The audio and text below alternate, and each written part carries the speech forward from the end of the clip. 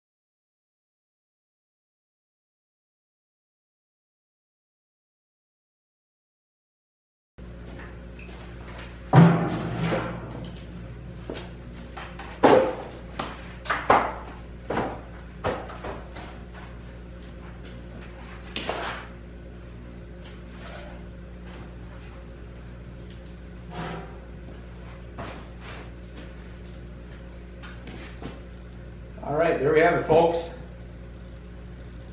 Pretty boring to watch, but it's either this or Hallmark Christmas movies, I guess. So hopefully you liked it. Leave me a comment, suggestions, and I'll see you on the next one. Forgot to mention this first, folks, but I'm stacking in the front and working my way back because this back row did not get burned up all last year and even less of it this year. So being it's been a pretty mild winter, there's some pretty old wood back here in this corner. So I'm gonna keep stacking from the front. Usually I can get 4 rows in here right to that concrete saw mark or saw seam, and I'll just keep working these rows back, and I'll have enough room to get around with my wheelbarrow to come back here and dig in that corner. I burn my wood boiler all year long.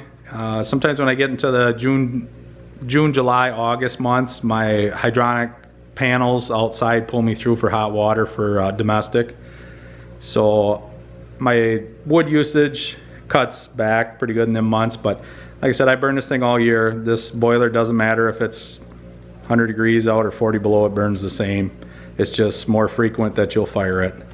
But yeah, I just thought I better mention that because some of you are probably thinking this guy's got a screw loose. Why is he starting at the front and working the way back? So just thought I better explain that. Thanks guys, we'll see you on the next one.